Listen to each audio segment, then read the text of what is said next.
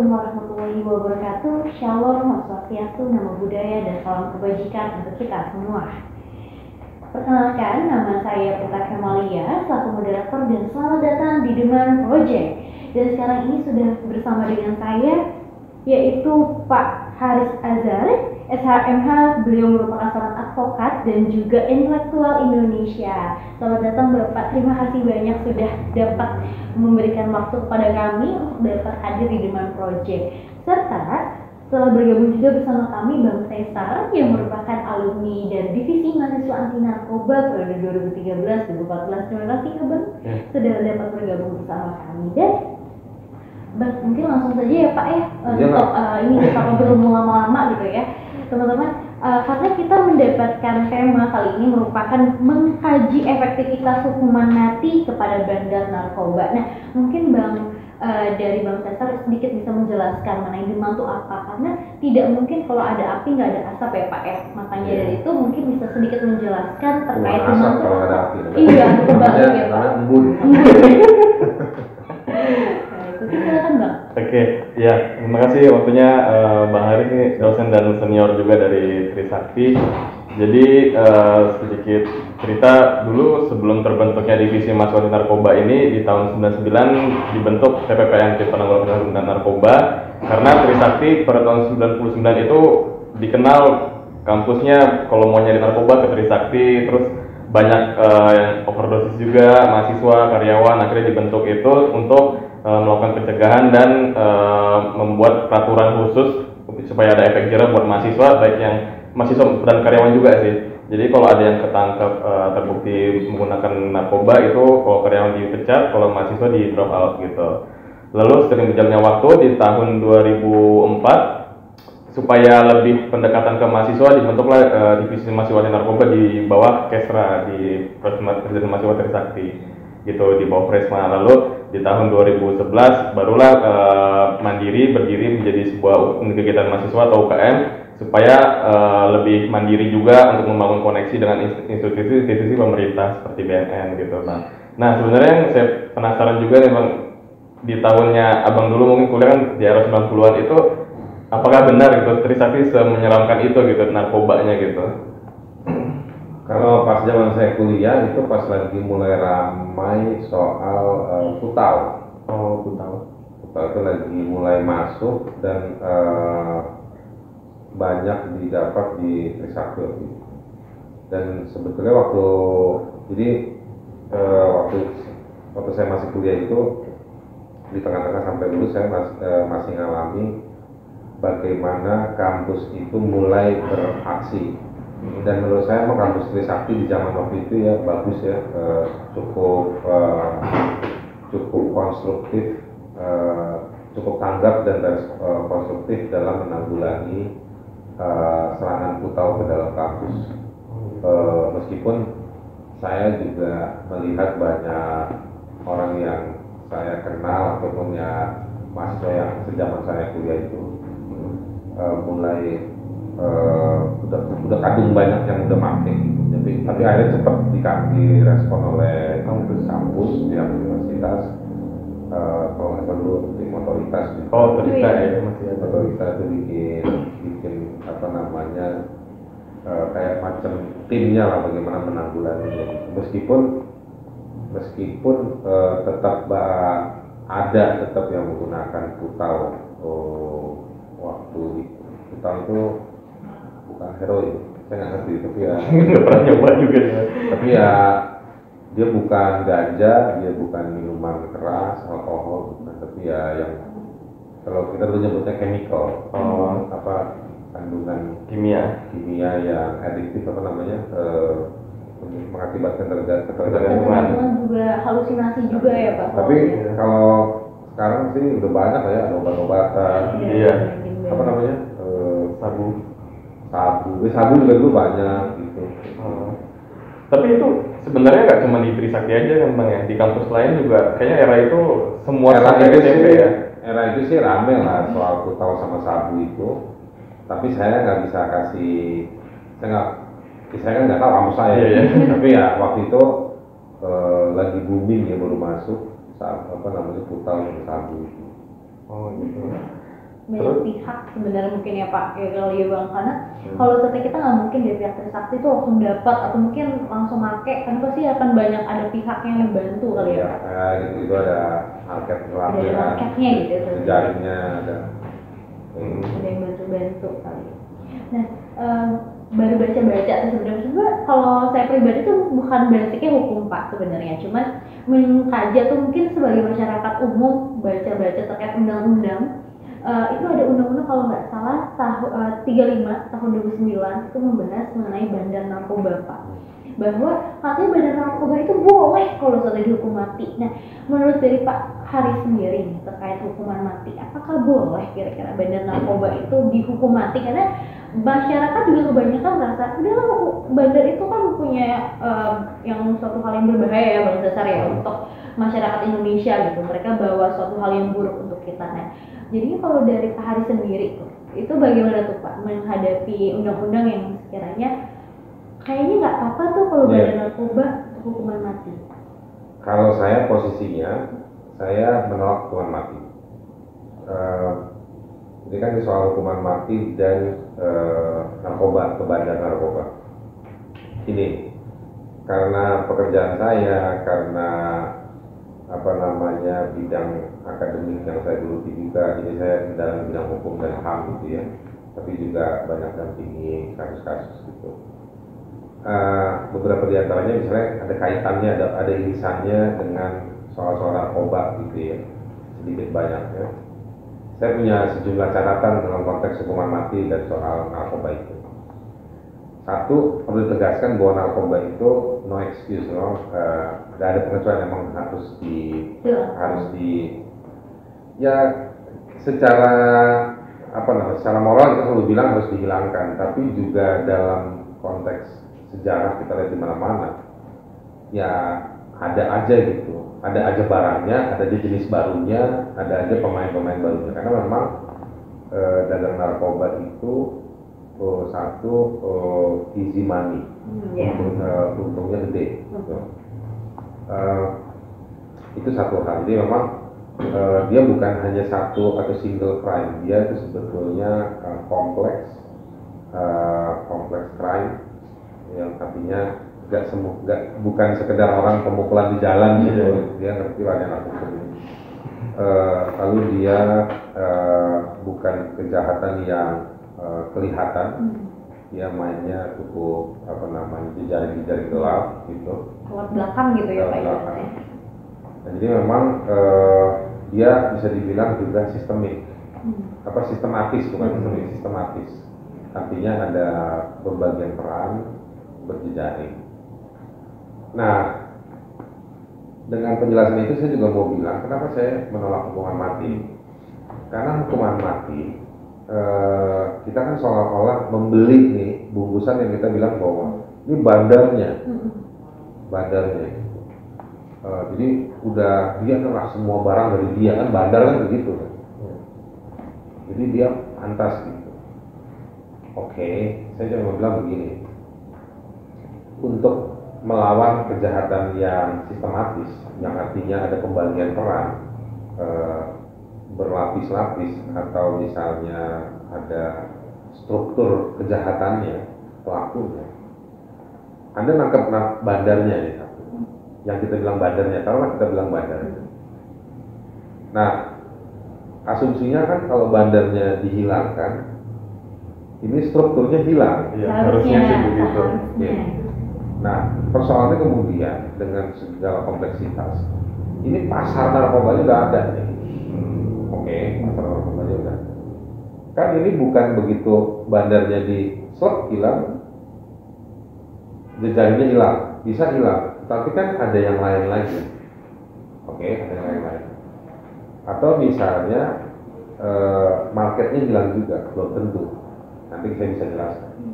Tapi saya balik dulu ke soal bandar. Kita mau cari siapa yang dimaksud dengan bandar. Nah, tadi dengan saya sedikit banyaknya punya irisan langsung maupun tidak langsung, dan melihat, mengobservasi, baca beberapa laporan, ketemu sama praktisi lain. Namanya praktek dagang narkoba yang dalam arti yang seluas-luasnya, dari mulai barangnya, mendistribusikannya, menyebarluaskannya, keterlibatan sejumlah orangnya di berbagai tempat, berbagai bentuk narkobanya. Saya mau bilang bahwa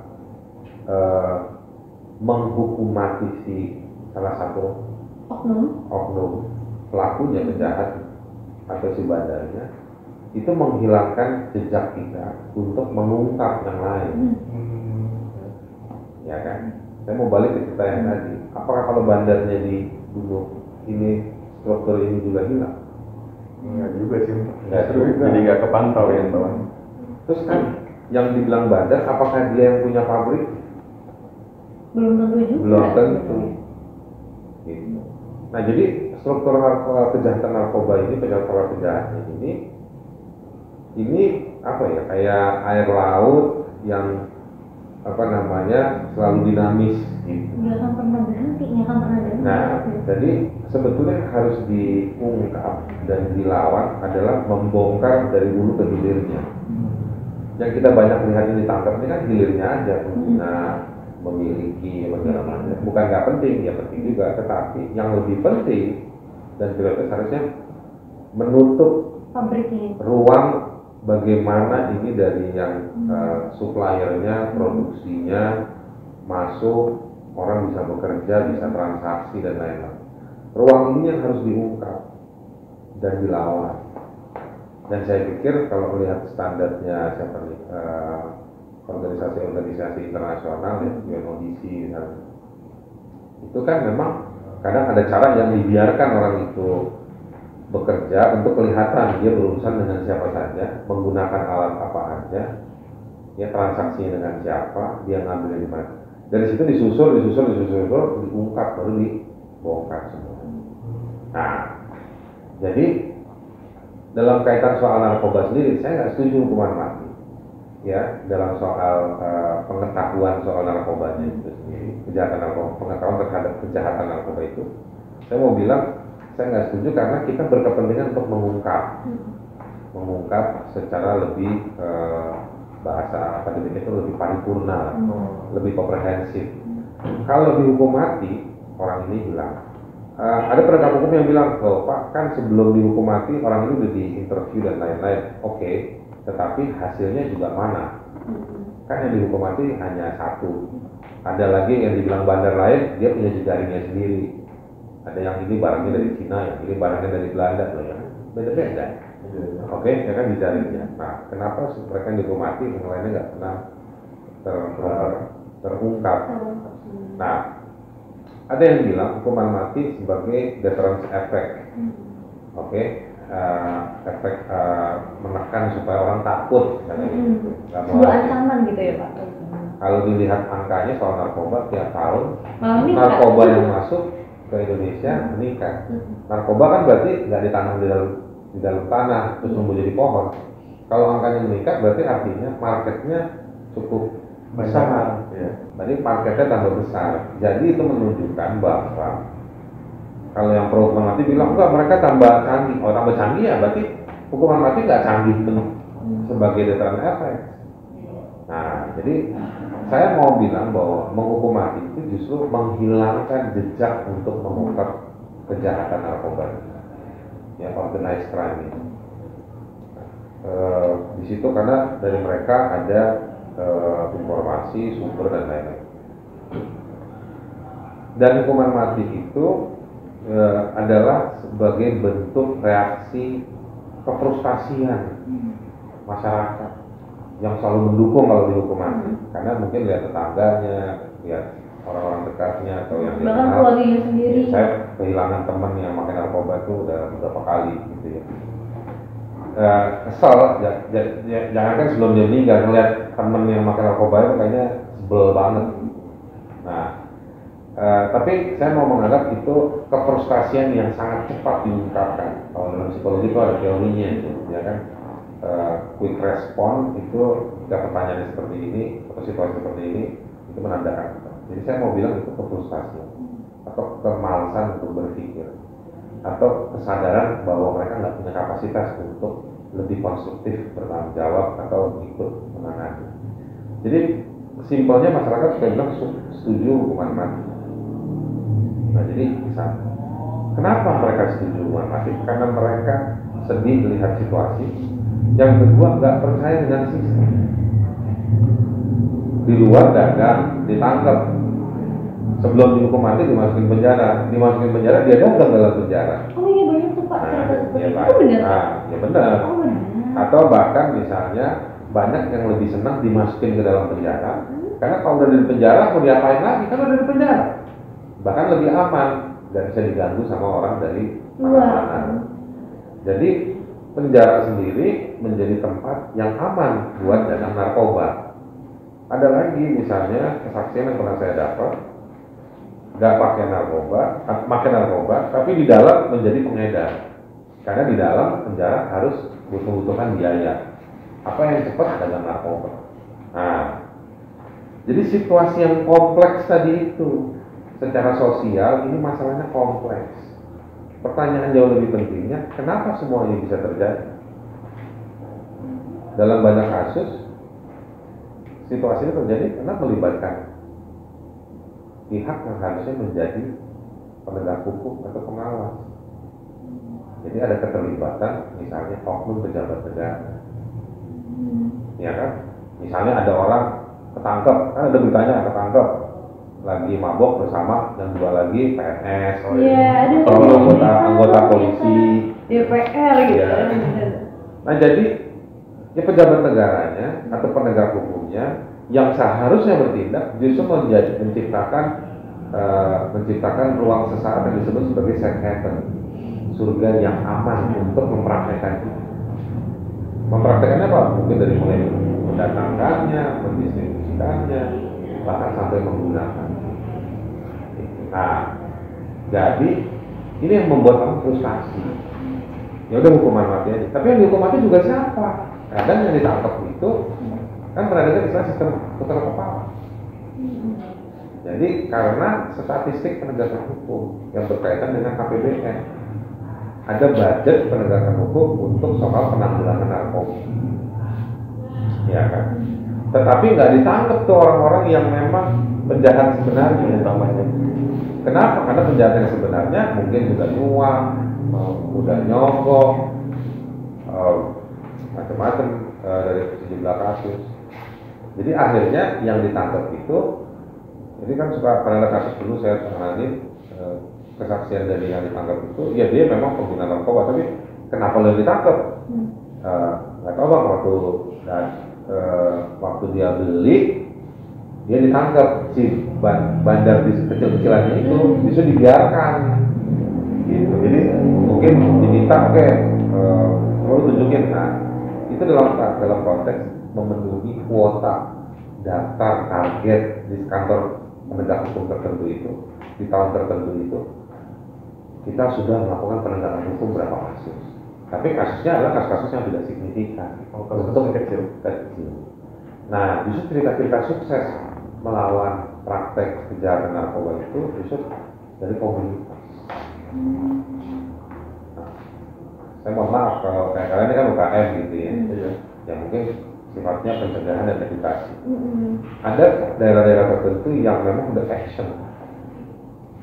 Di Jakarta ada beberapa kampus Langsung turun ke orang pemakainya gitu Pak? Ya memang mereka mengidentifikasi. Jadi memang komunitas berbagi pengalaman, menyusun rencana dan mengimplementasikan. Di Indonesia kan gayanya sering begitu kan, dimanapun, di lembaga manapun, institusi manapun, komunitas manapun sering menyadari, paling kalau berani menyusun rencana, tapi begitu mau dipraktekin, ya dia begitu ya. Nanti dulu deh. Nah itulah makanya banyak model pelanggaran atau kejahatan di Indonesia ini ya hidup aja. Nah jadi saya mau balik ke soal hukuman mati, pertanyaan kamu tuh seperti itu. Kalau pakai teori HAM-nya ya banyak, tapi kita mari uji. Jadi legal science-nya, ilmu pengetahuan hukumnya kita uji dalam prakteknya. Benar nggak hukuman mati itu efektif untuk mencegah narkoba? Tidak. Itu hanya menciptakan keriuhan yang melegakan hati, tapi tidak menghentikan kejahatan itu. Nah, makanya Jangan sekedar beli spanduknya aja. Narkoba ini, kita harus melawan narkoba. Narkoba membunuh. Kita harus hukuman mati. Ya setuju. Narkoba.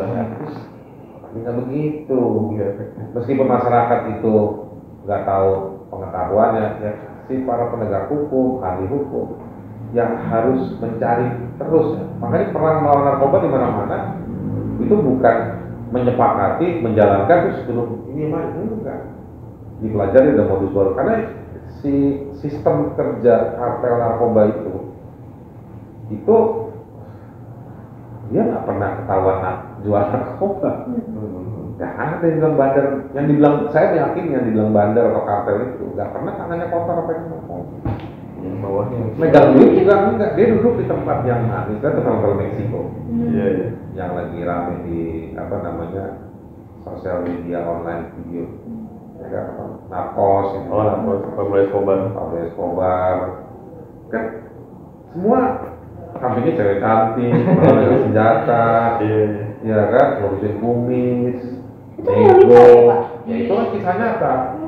Nah, mereka nggak pernah lihat narkobanya, dalam artian yang sehari-hari itu kan kelas distributor agen, ya kan. Dia dapat duit banyak, dia juga nggak ada duit, ya kan, udah ada yang ngurusin, ada fund manajernya, ya kan. Nah dia cuma kasih perintah, ngasih ide dan goreng strategi. Nah kita mengenal bandar yang modelnya kayak gitu. Nah yang dibilang bandar itu kalau dari beberapa kasus yang dihukum mati, orang-orang itu sudah orang-orang yang mengoperasikan bagaimana ini semua bisa masuk barangnya dan bisa terdistribusi. Dia adalah operatornya. Dia cuma ngecek barang masuk, oke, nanti ngatur sini jemput, ini ambil, ini ngamanin, harus begitu. Nah, jadi kita juga nggak boleh melihat kejahatan ini karena kejahatan yang cukup sistematis, terorganisir dengan baik. Jadi harus cerdas juga melihat pola ini semua. Nah, baru di lapangan itulah hilirnya, hulunya yang harus dibongkar. Hilirnya ditanggulangi, dipersempit, ya kan, masyarakat turut serta, mobilisir sana. Jadi juga nggak bisa bilang hulu aja atau hilir enggak, tapi semuanya harus bergerak bersama-sama. Dan Indonesia adalah market. Kenapa market? Anak muda, lagi bonus demografi. Di 2040 jumlah anak muda akan jumlahnya menjadi 60% dari penduduk Indonesia. Anak muda usia produktif itu artinya kalau secara psikologis sebagai subjektif banget. Kesehatan mentalnya Saya gini, suka dibilang tingkat kematangannya belum terlalu kayak orang tua. Kesabarannya belum stabil, megang duit karena produktif kerja. Nah, kemana duit itu akan dihabiskan? Selain ditarik sama BPJS, duit perumahan, ya kan, pajak dinaikin. Nah, jajannya apa? Tempat-tempat pariwisata nih banyak sekarang, ya kan. Nah, pariwisata bawa duit kan 200.000, beli kopi 20.000, mau pacarnya 40.000 habis, makan ceweknya lagi diet ya, paling 100.000 habis sisa, ya kan. Ya kan, pamitnya 2 hari, habis itu mau ngapain? Nah, jadi itu adalah peluang-peluang yang suka dilihat oleh orang-orang ini. Dan kita mesti ingat, penduduk kita 270 juta. Gak semuanya punya pekerjaan yang terserap dalam ruang pekerjaan yang baik. Sementara kebutuhan hidup menderu-derat. Ya kan, nonton Korea, di makanan, ya kan, di pakaian, jajanin teman. Nah, itu kebutuhan-kebutuhan kan, ngopi. Nah, mereka harus kerja. Jadi ada banyak yang memilih untuk melakukan dirty jobs dan kerjaan kotor. Nah, inilah situasi kompleksitas seperti ini. Ya, caranya banyak, komprehensif, menciptakan lapangan pekerjaan yang baik, menciptakan edukasi, standar moralnya dibenerin, ruang-ruang aktivitas anak muda, orang produktif diperbanyak, pengawasan juga dibikin secara baik, bukan yang pengawasan benar represif, nanti orang bisa jadi musuh-musuhan. Nah itu caranya, bukan dihukum mati. Kalau banyak bandar, karena banyak market, banyak anak muda yang pakai narkoba, orang tua juga banyak. terus nanti semua ditangkapin, dihukum mati, habis. Tiba-tiba kita keungkap bahwa sebetulnya dia nggak salah banget, nggak salah si ini, nggak bisa dihidupin lagi. Ya mungkin. Nggak mungkin kan? Nggak mungkin. Nah, apa? Jadi nggak mungkin juga sampai ekstrim itu. Atau dibikin lebih ekstrim kayak di Filipina, langsung dieksekusi di jalanan. Iya. Kalau bener, kalau intelnya salah, Itu malah bisa. terus apa nanti kalau misalnya disikat adalah hanya satu di antara komplotan lain, keluarganya bilang loh itu kan dia juga bagian dari komplotan, kok nggak disikat, kan malah malu pemerintah. Iya. Jadi skandal lagi. Lebih baik sabar, bukan sabar dalam arti nggak diurusin. Sabar itu dalam arti, ayo secara konstruktif dan terbuka. Nggak usah takut kalau ada aparatur negara terlibat. Untuk ini, minta mereka bertanggung jawab. Kalau memang ya masyarakat terlibat, ungkap juga. Menurut saya, ya mungkin caranya. Toh yang baik selesai dari narkoba juga banyak kan. Iya, Yang maksudnya udah Rehabilitas. udah insaf gitu ya. Bahasanya nggak mau insaf, Terus. udah sehat gitu. Ya tapi Pak, tadi kan agak sedikit berita bahwa kayak di Meksiko itu kan dia real life ya, nyata gitu. Apakah itu yang membuat bandar narkoba itu merasa bahwa itu mah ancaman biasa, itu nggak akan terjadi? Apakah itu yang membuat mereka bahwa udah jalanin aja, tetap aja gitu Pak? Ya gimana ya, di dalam dunia narkoba itu kalau dari film beberapa cerita laporan itu perang bisnis juga. Jadi di antara para pedagang narkoba bisnis juga. Jadi